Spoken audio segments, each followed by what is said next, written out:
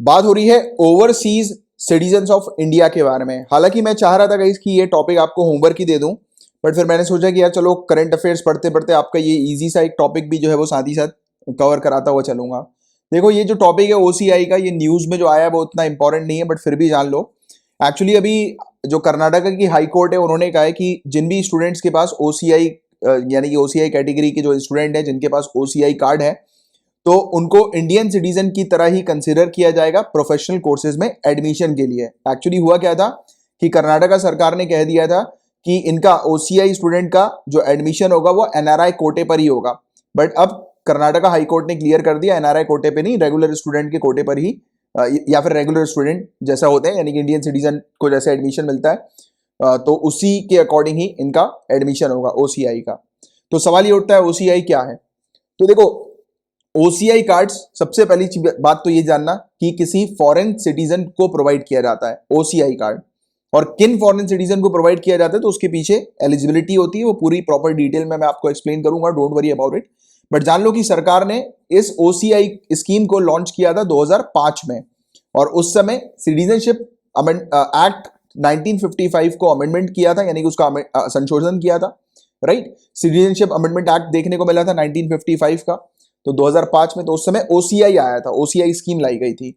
और 9 जनवरी 2015 को सरकार ने बंद कर दिया था पीआईओ कार्ड, पीआईओ यानी कि पर्सन विद इंडियन ओरिजिन। अभी वो उतना इंपॉर्टेंट नहीं है जानना, क्योंकि उसको बंद कर दिया गया और मर्ज कर दिया गया पीआईओ को ओसीआई के साथ, ओवरसीज सिटीजन ऑफ इंडिया के साथ। अब ओसीआई पाने के लिए क्या एलिजिबिलिटी होती है, तो पहली चीज तो मैंने आपको बताई कि ये सिर्फ फॉरेन नेशनल को मिलता है, यानी कि ऐसे व्यक्ति को मिलता है जिसके पास फॉरेन सिटीजनशिप है। अब ये जो मैं आपको बताने जा रहा हूं ये मैंने ओसीआई की ऑफिशियल वेबसाइट से निकाला है, और बाकी आप लोग के लिए हिंदी में भी यहां पर पूरी चीज मेंशन है, don't worry about it. But अभी के लिए आप सिर्फ सुनो जो मैं आपको बताने जा रहा हूं, ठीक है, ध्यान से सुनना। तो देखो एक फॉरेन नेशनल, मैंने जैसा आपको बताया कि किसी फॉरेन नेशनल को प्रोवाइड किया जाता है जिसके पास फॉरेन कंट्री की सिटीजनशिप है। तो एक फॉरेन नेशनल जो कि 26 जनवरी 1950 के दिन या उसके बाद इंडियन सिटीजन रहा हो, जैसे कि ऐसा हो सकता है ना कि 1950 के बाद कोई किसी इंसान के पास इंडियन सिटीजनशिप थी और फिर वो चला गया बाहर, उसने फॉरेन कंट्री की सिटीजनशिप ले ली, तो यही चीज बताई जा रही है कि उसके पास इंडियन सिटीजनशिप अगर थी 26 जनवरी 1950 के दिन या उसके बाद, तो वो एलिजिबल है ओसीआई कार्ड बनवाने के लिए। दूसरी कंडीशन, 26 जनवरी 1950 के दिन या उसके बाद, 26 जनवरी 1950 के बाद वो अगर एलिजिबल था सिटीजनशिप पाने के लिए, यानी कि उसको इंडियन सिटीजनशिप मिल सकती थी, उसके लिए वो एलिजिबल है, तो फिर भी उसको जो है वो ओसीआई कार्ड मिल सकता है। इसके अलावा अगर वो एक ऐसी टेरिटरी का हिस्सा था जो कि 15 अगस्त 1947 1947 इंडिपेंडेंस डे के बाद कोई टेरिटरी इंडिया का पार्ट बनी हो, जैसे फॉर एग्जांपल गोवा। गोवा जो है आप जानते गाइस कि 1947 के बाद इंडिया का पार्ट बनी है, पोर्चुगीज बहुत बाद में गए थे इंडिया से। तो आप मुझे बताएंगे किस सन पे, किस ईयर पे गोवा इंडिया का पार्ट बनी थी, राइट। और कौन सी ऐसी टेरिटरी है हमारी कंट्री के अंदर, अलग अलग स्टेट्स जो कि इंडिया का पार्ट बने थे आफ्टर 1947। तो इसके बारे में आप मुझे नीचे कमेंट बॉक्स पर सर्च करके लिखकर बताएंगे आराम से, ये कहीं पर लिख लो, ये आपका होमवर्क है अभी के लिए, ठीक है।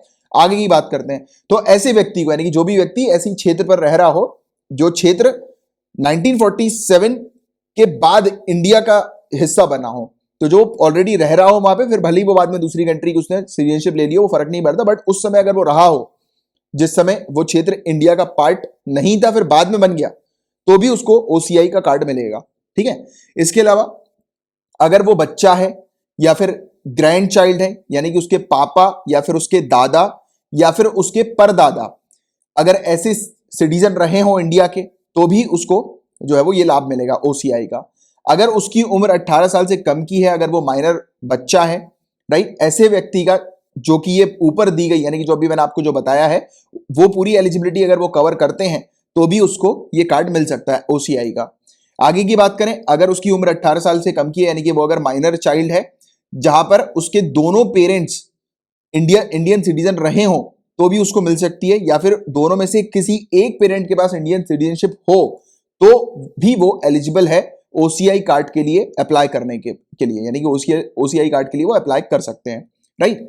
अच्छा, इसके अलावा अब बात करें कि जैसे कि उसकी शादी हो गई, जैसे कोई एक व्यक्ति है इंडियन सिटीजन, उसकी शादी हुई है, राइट, बट उसकी जो शादी हुई है वो फॉरेन सिटीजन है, बट आज की रेट में जैसे कि उसने ओसीआई के लिए अप्लाई किया, बट उसकी शादी आज की रेट से पिछले 2 सालों के पीरियड में हुई हो, तो उसकी वाइफ या उसका हस्बैंड यानी कि उसके स्पाउस जो है वो भी ओसीआई के लिए जो है वो अप्लाई कर सकते हैं, तो उनको भी ओसीआई कार्ड का बेनिफिट मिलेगा या फिर ओसीआई कार्ड उनका भी बन जाएगा। तो ये चीज है, राइट। अभी नहीं समझ में आई होगी शायद ये वाली चीज, फिर से रिपीट करता हूं। जैसे कि आज किसी को ओसीआई कार्ड बनवाना है, उसने ऊपर दी गई मतलब जो एलिजिबिलिटी कंडीशन जो है उसको फुलफिल कर लिया है, बट उसकी वाइफ या उसका हस्बैंड भी है, राइट, उसका स्पाउस भी है, और उनको भी जो है वो ओसीआई कार्ड चाहिए, तो उनको भी मिल सकता है, बट वो तभी मिलेगा जैसे कि आज की रेट में वो अगर रजिस्ट्रेशन करा रहे हैं ओसीआई का, तो आज से अगर उनकी शादी 2 साल पहले के अंदर ही अंदर हुई हो तो उनको मिल जाएगा, उनकी वाइफ या हस्बैंड को। तो ये चीज यहां पर बताई गई है, ठीक है। तो स्पाउस जो है फॉरेन ओरिजिन के, तो उनको भी मिल सकता है।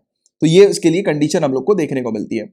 आगे की बात करें कि कोई भी पर्सन अगर उसके पेरेंट्स यानी कि या फिर उसके ग्रैंड पेरेंट्स यानी कि उसके अगर पापा, दादा या परदादा या मम्मी, नानी या फिर परनानी, राइट, तो अगर वो पाकिस्तान या बांग्लादेश के सिटीजन रहे हो या किसी ऐसी कंट्री की उनके पास सिटीजनशिप हो जिसको सेंट्रल गवर्नमेंट के द्वारा ऑफिशियल गैजेट में नोटिफिकेशन देकर बताया हो, मेंशन किया हो कि ऐसी कंट्री जो है वो एलिजिबल नहीं होगी ऐसी कंट्री के सिटीजन इस ओसीआई के लिए, यानी कि सिंपल तौर से अगर कोई भी बांग्लादेश या फिर पाकिस्तानी सिटीजन है, उसके पेरेंट्स, उसके ग्रैंड पेरेंट्स या ग्रेट ग्रैंड पेरेंट्स, तो उसको नहीं मिलने वाला ओसीआई कार्ड। सिंपल सी चीज यहां पर ये मेंशन्ड है। अच्छा, अगर कोई foreign national, foreign citizen India में टूर करने के पर्पस के लिए आया हो, टूरिस्ट वीजा पे आया हो या मिशनरी वीजा पे आया हो या माउंटेनियरिंग वीजा पे आया हो, तो भी उसको नहीं मिलेगा ओसीआई के लिए अप्लाई करने का मौका, वो अप्लाई नहीं कर सकते। और एक फॉरेनर को अगर ओसीआई के लिए अप्लाई करना है तो ये जरूरी है कि वो ऑर्डिनरली रेसिडेंट हो। अब ऑर्डिनरली रेसिडेंट का मतलब क्या होता है कि उसने 6 महीने इंडिया में बिताए हो, राइट, 6 महीने के लिए वो कंटिन्यूअसली इंडिया में रहा हो, तो वो ही व्यक्ति ओसीआई के लिए अप्लाई कर सकते हैं, उन्हीं को ही ओसीआई मिलेगा। समझ में आ गई ये वाली बात। तो ये कंडीशन है एलिजिबिलिटी, राइट। और किन किन को नहीं मिलेगा तो उसके बारे में मैंने आपको ऑलरेडी बता ही दिया है। एलिजिबिलिटी भी देख ली, एक्सेप्शन के बारे में भी अपन ने बात कर ली, ये उसका पूरा हिंदी में भी लिखा हुआ है। अब ओसीआई कार्ड जिनके पास होता है उनको क्या बेनिफिट मिलते हैं? एक तो वो इंडिया में कितनी भी बार चाहे उतनी बार विजिट कर सकते हैं, लाइफ लॉन्ग वीजा उनको मिल जाता है इंडिया के लिए, राइट, आने के लिए। बट हाँ, अगर वो इंडिया के अंदर रिसर्च करने के लिए आएंगे तो उनको नहीं अलाउ किया जाएगा, उनको अलग से परमिशन लेनी होगी, स्पेशल परमिशन, राइट। उनको FRRO या फिर FRO, foreigners regional registration officer या फिर फॉरेनर रजिस्ट्रेशन ऑफिसर के पास उनको बार बार रजिस्ट्रेशन करवाने की आवश्यकता नहीं होगी, वो कितने भी समय तक यहां पर रह सकते हैं, स्टे कर सकते हैं इंडिया में। अच्छा, इसके अलावा जैसे फार्म हाउस, एग्रीकल्चरल जमीन हो गई या प्लांटेशन प्रॉपर्टी को छोड़कर जो बेनिफिट्स प्रोवाइड किए जाते हैं प्रॉपर्टी के मामले में एनआरआई को, तो वो पूरे बेनिफिट्स ये ओसीआई को भी मिलते हैं, ओसीआई कार्ड होल्डर को सिमिलर फैसिलिटी दी जाती है जो एनआरआई को दी जाती है, इकोनॉमिक, फाइनेंशियल या एजुकेशनल फील्ड में भी।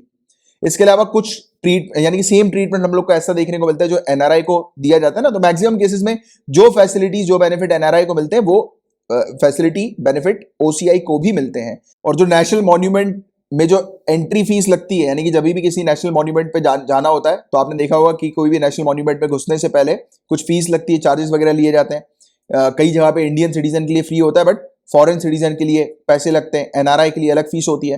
तो जो फीस एनआरआई की होगी, जो चार्जेस एनआरआई से चार्ज किए जाएंगे, वो सेम चार्जेस जो है वो ओसीआई से भी चार्ज किए जाएंगे, सेम चार्ज, राइट। तो ये मतलब इक्वल ट्रीटमेंट किया जाता है, एनआरआई को जो फैसिलिटी मिलती है सेम ओसीआई को भी वैसे ही ट्रीट किया जाता है, वैसी ही फैसिलिटी दी जाती है, राइट। इसके अलावा जो प्रैक्टिस जो होती है डॉक्टर के लिए, डेंटिस्ट बनने के लिए, नर्स के लिए, एडवोकेट के लिए, आर्किटेक्ट के लिए, सीए के लिए, फार्मासिस्ट के लिए, तो जो भी प्रैक्टिस होती है, जो एनआरआई को जो टर्म्स एंड कंडीशन को फुलफिल करना होता है, ये प्रैक्टिस करने के लिए सेम ओसीआई को भी सेम ही टर्म्स एंड कंडीशन को फुलफिल करना होता है। इसके अलावा जो all India pre medical test या फिर दूसरे जो टेस्ट होते हैं, तो उसमें पार्टिसिपेट करने के लिए जो कंडीशन एनआरआई को फुलफिल करनी होती है, वो सेम कंडीशन ओसीआई को भी फुलफिल करनी होती है। अच्छा, इंडियन सिटीजन के इक्विवेलेंट, यानी कि इंडियन सिटीजन को जो फैसिलिटी मिलती है, तो वो एयर फेयर्स के मामले में, यानी कि प्लेन वगैरह की टिकट अगर उनको लेनी है इंडियन डोमेस्टिक सेक्टर में, यानी कि इंडिया में उनको फ्लाई करना है, जैसे Delhi to Mumbai via air जाना है, वाया प्लेन जाना है, तो फिर जो जो पैसा लगेगा एक इंडियन सिटीजन का वो सेम ओसीआई का लगेगा, राइट, उतना ही। सेम एंट्री फीस लगेगी जो इंडियन की लगती है इंडियन नेशनल पार्क या वाइल्ड लाइफ सेंचुरी में विजिट करने के लिए, राइट। और ओसीआई बुकलेट जो होती है उसका ये उपयोग कर सकते हैं, यानी इनको जो बुकलेट दी जाती है ना, तो उसको ये दिखा सकते हैं अपनी आइडेंटिटी के लिए, आइडेंटिफिकेशन पर्पस के लिए, अपनी सर्विसेज को अवेल करने के लिए।